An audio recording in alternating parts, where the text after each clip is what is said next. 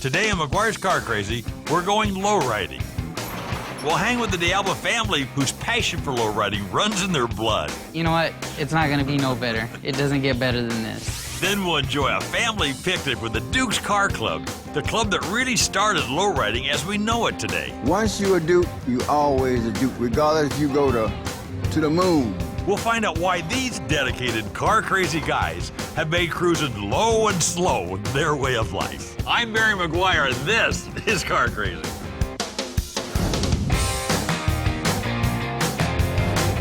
We travel the world to talk with men and women who are passionate car guys to find out what makes people emotionally connected to their cars. It's time to get to the heart of the car guy. This is Car Crazy.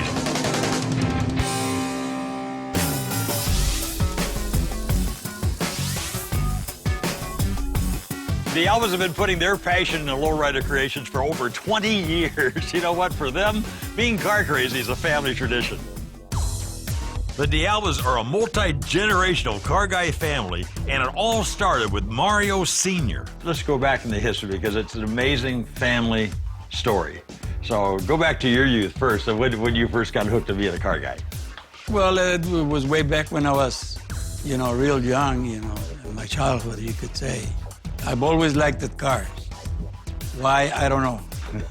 I don't know where it came from. You were born maybe with on my blood. You were born with a car crazy gene. That's why. Yes, yes, I think so. And so, as I grew up, I've always admired the cars from other people. And not necessarily just low riders, but the custom cars, everything that I had to do with a car. But I've always liked them lowered. It's so obvious that Mario passed his car crazy gene on to his 4 sons, Mario Jr., Albert, Greg, and Adrian. They're a hard-working team who learn from the best, their dad. But talk about your brother. They started coming in and joining you. And Actually, what happened was I was the oldest, and then my brother Albert, he kind of wasn't interested. I'm not gonna say he wasn't interested, but he was interested, so he came on board. Albert's the one that answers all the phone calls. He's the public relations person, the one that deals with all the customers that come in. I make things happen around here, relieve my dad of a lot of stress, and pretty much carry that stress for him. When the younger brothers came on, Greg and Adrian, Greg didn't want to do this because he would hear us at the dinner table maybe talking about all the, whatever went on the day, and he's like thinking in my mind, I'm not going there when I get out of school. I actually did try getting a job in stores, and I didn't like it. And I said, nah, I'm gonna sit here and get bossed around by somebody. I might as well get bossed around by my dad. I'm already used to it. By the time my brother Adrian, he wanted to be a mechanic, and I was like, no, you don't want to be a mechanic. We need you at the shop. It's like recruiting soldiers for the military, you know what I mean? We need you. I wanted to give the family business a try because, it's an opportunity. It's something that's there. And that's why up until this day, it's kind of one of those things that every now and then, it hits you in your mind and kind of say, well, man, I wonder if anything about it. Say, you know what? It's not going to be no better. It doesn't get better than this. And the cars they've created here are spectacular. Beautiful creations like this that Mario Sr. built from the ground up. This car is amazing. Overall, the fit and finish, I mean, you just look at the angles and the edges. It's just, it's flawless. Everywhere you look at this car, you can't find any fault. It's a wow in every respect. I mean, what a car to go cruising in. Coming up, the Diablos and the Elite Car Club have been a winning combination for years. And we'll see why the cars they've built have earned them such huge respect. The Elite Car Club was started by 3 of my cousins and some friends of theirs. And later, we'll hang out with the guys from the Duke's Car Club whose passion for lowriding dates back almost a half a century. Stick around.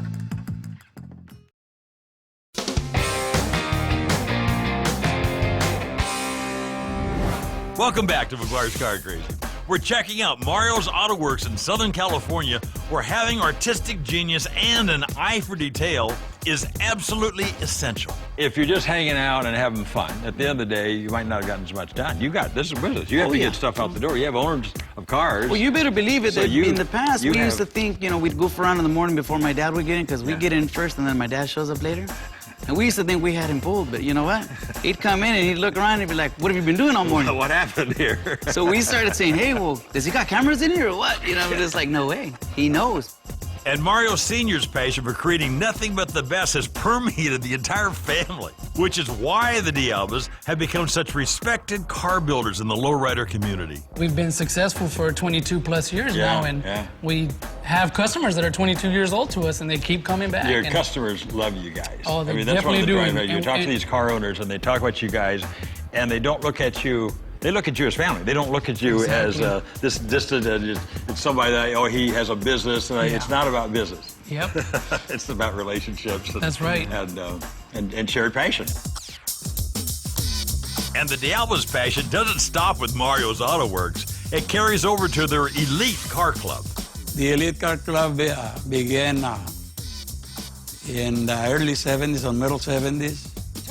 It was started by 3 of my cousins and some friends of theirs here in Pomona, California. 3 years later, the club went on hiatus, but when Mario Sr.'s son showed interest in starting up a club, the Elite Car Club was reborn and continues today as a testament to the role that cars and car shows can play in the lives of family and friends.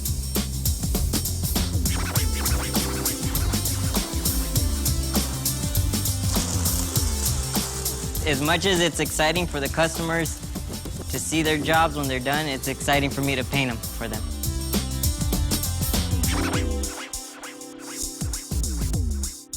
Well, you're blowing people away with your work. Yeah. I mean, when we go to these big shows now, we look for your family's work and for the Elite Club members' cars or whatever. I mean, it's always something, there's always a wow. Yeah, because we're like a team now. You know what I mean? And you got to remember one thing is if it's 4 or 5 of us, that's 4 or 5 inputs. And as the family grows, grandsons like Albert Jr., representing the 3rd generation, will take their place in the D'Alba legacy and continue to further the art of creating the perfect lowrider.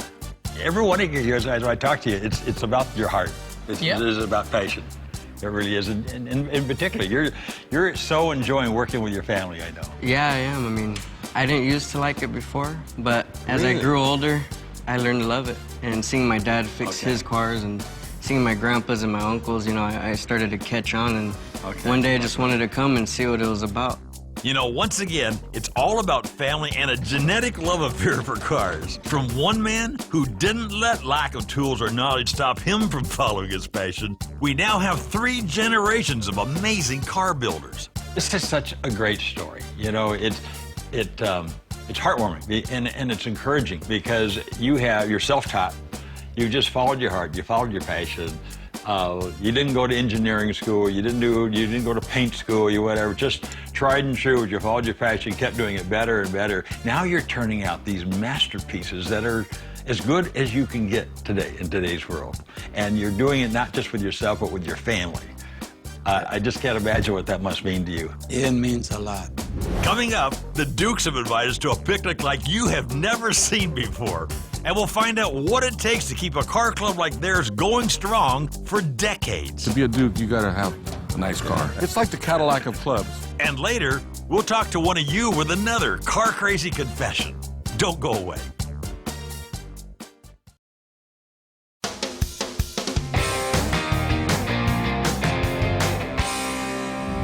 You know, when Fernando and his brothers started the Dukes Car Club back in 1962, they really started lowriding as we know it today. And so here we are at a car show, but it's not really a car show. This is a Dukes family picnic. And we're just having a lot of fun hanging out with these car guys. We want you to hear their passion up close and personal. I found your truck and what? There's a gal that owns it? All right, I got to talk to Anna.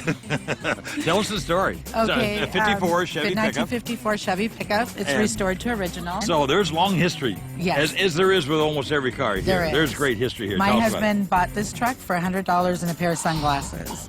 And it was just a shout. And what year was that? That was in 1979. No kidding. Yes, he bought it then. Right, 30 years ago. 30 years ago. And the history, do you understand the history that's caught up in all these cars here? I mean, where else do you go where you hear it 10 years, 20 years, 15 years, 30 years. I mean, tell me any other genre in the car hobby has that long a history with their cars. I mean, it's very special what's going on here. Go ahead, I'm sorry. But Oh, that's it's okay. That's fine. It's one of the reasons I love Lowriders so Yeah. much is because of the passion is just And it is. It's a unmatched. passion. It's both of our passion. We love it. I mean, we'll search and search the internet, the swap meets, whatever, to get what parts we want. The care and the love that you give this truck is I love amazing. it. I love it. I know I you do. I know you do. Great to talk with you. Great Heather. talking to All you. right.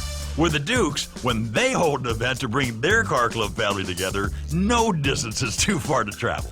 I just found some guys that came all the way from Sacramento. That's a long, how many hours driving? It was about 6.5. 6.5 hours. You guys are determined, man. So you represent the Dukes chapter in Sacramento, obviously, I presume. Yes, we do. So what brought you to the Dukes? Give us some background here. Well, me growing up as a young kid, the Dukes, even back then in the late 60s and 70s, they were well known. And I remember being a little kid looking at the Lowrider magazines and seeing the Dukes. Very impressive, very elite club. And so, one day I'd like to... One day you want to join. One day you want to be a Duke. One day I wanted to be a Duke, and I got into the old cars. And I was in the regular Lowriders, the 70s and the 80s, but there was something nostalgic about the classic cars from the 1930s and 40s and 50s. Eddie, tell us about your connection with the Dukes. Well, I actually been a member for about 4 years. Have you? I've known a lot of the members for maybe about 13 years. When I grew up, same thing. I always wanted to be an old car, watching my dad working on them, and got the opportunity to join, and I did. Can you put into words what the friendships mean to you guys? How it enriches your whole lives and your families? Can you put that into words for us? Having fun with the family, our friends, getting together, enjoying everything that's going on with the family and friends. Yeah, the Dukes have always been a family-oriented club. And that's one thing impressed me about the club, and I really enjoyed. And my family has enjoyed it, my friends have enjoyed it, and it gets the kids involved, and it gives them a good positive outflow for their energy and motivation. So it keeps them out of trouble. They're working on the cars, we're keeping an eye on them. And I mean, it's kind of like a car show, but this is a picnic where you're hanging out. Explain what's going on here. Today's a very special day for the Dukes, probably one of the oldest car clubs in California, maybe the West Coast. And today is a gathering of all the chapters, all the family, all the members here, and it's a joyful day. Yeah. And just everybody here together and trying to... Watching the kids grow up together, they've got friendships that'll last them a lifetime. Yeah. That's something. That's beautiful. Well, it's great to hang with you guys. Thanks for talking to us for a couple minutes, okay? Enjoy. We'll be around here. Okay, enjoy the day. We're going to enjoy that lunch with you. Thank you very much. When we come back, we'll talk to the president and founding member of the Dukes and my dear friend, Fernando Relis, who will help us relive the history of the Dukes. Dukes don't die, they just multiply. That's really true. Then, we'll talk to the owner of these two extremely rare bombs. Coming up right after this break.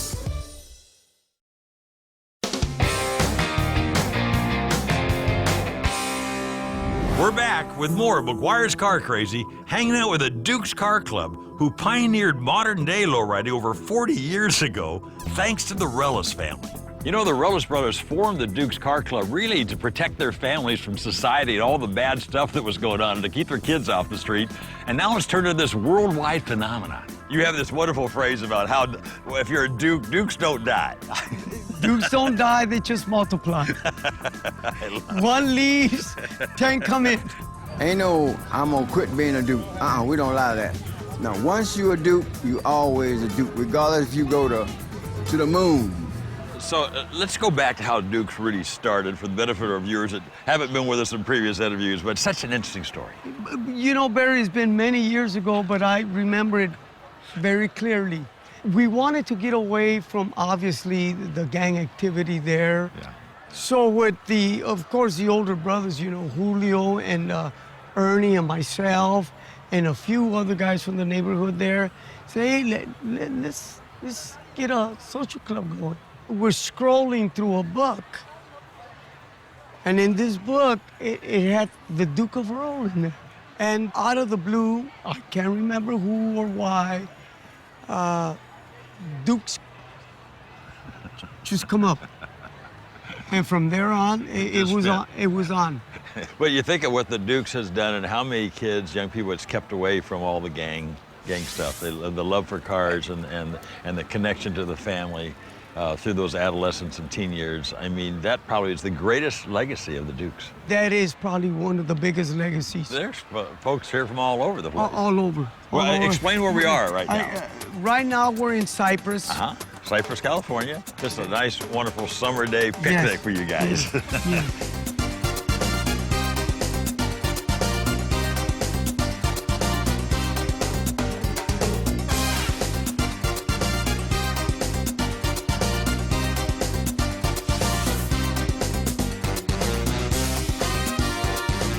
Beautiful out here. Beautiful day. Southern California.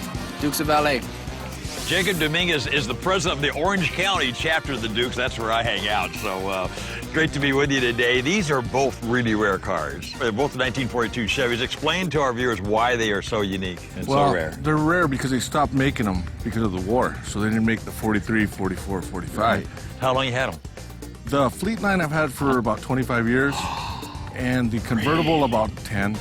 25 years you've had this van. Yeah. My gracious sakes. Help our viewers understand the hunt for some of these unique pieces, accessories that you have on these cars. Oh yeah, there's a lot of the stuff that's out there that are real rare, like the center armrest. Okay. I hunted for like 20 years just to find them, and I finally found them. Compasses are pretty rare. Those go for about $2,500. They have an exterior thermometer that goes on the door that are pretty valuable too, that are GM. A lot of these parts that I have on my cars are factory GM products. They're not aftermarket, they're original stuff. Jacob, talk about the family aspect, because these cars really become members of your family. Well, they're handed down from generation to generation. We don't sell the cars. Yeah. We give them, to our kids, and our kids take in the tradition. Especially with the Dukes, it's a big organization, and it's been around for so long. What was it that attracted you to the Dukes in the first place? Well, the history, the family orientated, their cars, they're elegant cars. I mean, it's a different kind of car club. Yeah. It's a unique car club with high expectations. Duke's very high quality stuff. Absolutely. It's a top name for a car club. Yeah, I see a Duke go by in the road. I was like, oh yeah. It's like the Cadillac of clubs. That's what it is. It really is. To be a Duke, you gotta have a nice car. So how about going for a ride?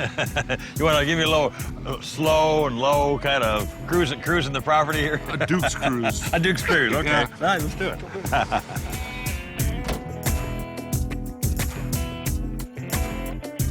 Coming up, I don't know of any car guys who love their cars more than lowriders, and they love their families even more, to the point that they've made it part of their culture to blend the two together.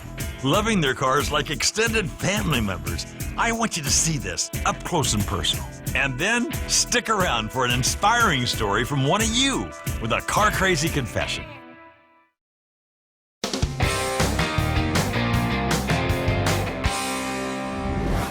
There's nothing to compare with the passion that lowriders have for their cars.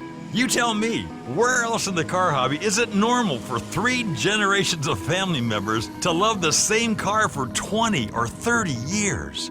I just look at this story. I so wanted to capture this on camera for our viewers, because there you were as a 13-year-old and a can of paint, brushing a car that couldn't run, didn't know what you're doing.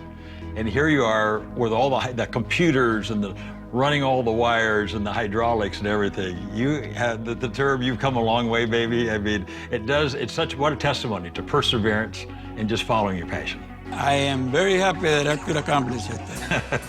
There's no other part of the car hobby that has this kind of passion. I'm sorry, guys, but I don't care what else you are in the car hobby. There's something special about lowriders that really grabs my heart. It's great to be with you today. The key is their emphasis on family and instilling values in their kids.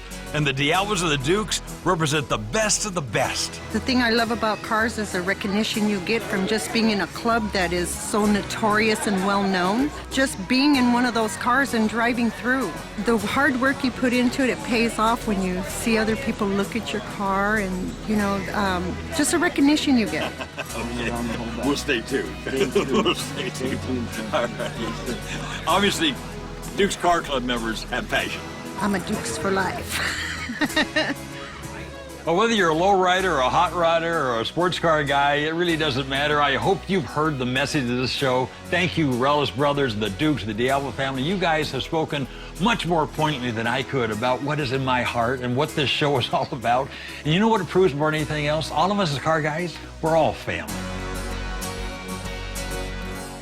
And now it's time to hear from one of you with your car crazy confession. My name's Kelly Cox, and this is my 1968 Mercury Cougar. I've had it for 30 years. It was my first car. I had it in high school, and I'm lucky enough to still have it. I've been into cars my whole life. My father, of course, is into it, and he's had a 1932 Ford Coupe, three-window coupe that he's had since 1965. He bought it like 3 months before I was born. So I was pretty much born into the car thing, and it's becomes a passion. It's part of my life. The engine in this car is a 3-foot twin Cleveland that actually powered my dad's 32 around. When it came time, he's putting a blower engine in his car. He decided, might as well put that one in here since I needed an engine at the time. And it's just been a definite connection. It's definitely been a bond between us for many years. The best thing between the relationship between me and my father is definitely being able to spend time together, and the cars just kind of are like a catalyst for that. I have a son that's 18 years old, and it's definitely has the same, effect between us. It's definitely a bond between us. We're building him a 1941 Ford Business Coupe right now, so we work on that every weekend. It's ongoing. I'm sure if he has a son, we'll end up doing the same thing, building him a car. But if there's one thing I could pass on my son that my father's passed on to me, it's probably the passion and love for cars and how they can become a tool, if you want to say, to keep the family unit together and going. I'm Kelly Cox, and I'm car crazy. Well, thank you, Kelly, for sending us your story, which begs the question, how many of you have kept your car from high school? I continually hear stories of either finding the exact car from high school or finding one just like it. I'm in that category. But I almost never hear a story like yours, Kelly, where you never let that car get away from you. Now, that's loyalty. You win the prize. Of course, your dad was the perfect role model as you grew up riding around his 32 three-window coupe that he's kept all of these years. And now here you are passing your passion on to an 18-year-old son who's building a 41 Ford? For a car guy, it doesn't get much better than seeing your son or daughter sharing your love for old cars. And you're already making plans for your grandson? I love it, because he or she will represent the 4th generation of car guys in your family. Think about how tight your family is because of cars. You said it best when you said that even more important than the cars themselves is the opportunity they gave you to bond with your dad. Do you have any idea how many guys watching us right now would love to have a relationship with their dad that you have with yours because of a car? Wow. Thank you, Kelly, for sharing your story with us and for making all of us just a little bit more car crazy. And for the rest of you, I want you to know that I personally view every car crazy confession that we receive. And you know what? Every single one of them is so, so special. If you haven't sent me your story yet, why not do it this week? Go to CarCrazyCentral.com and send us your video. Thanks for watching our show this week, because this episode, and every episode, is intended to make you just a little bit more car crazy.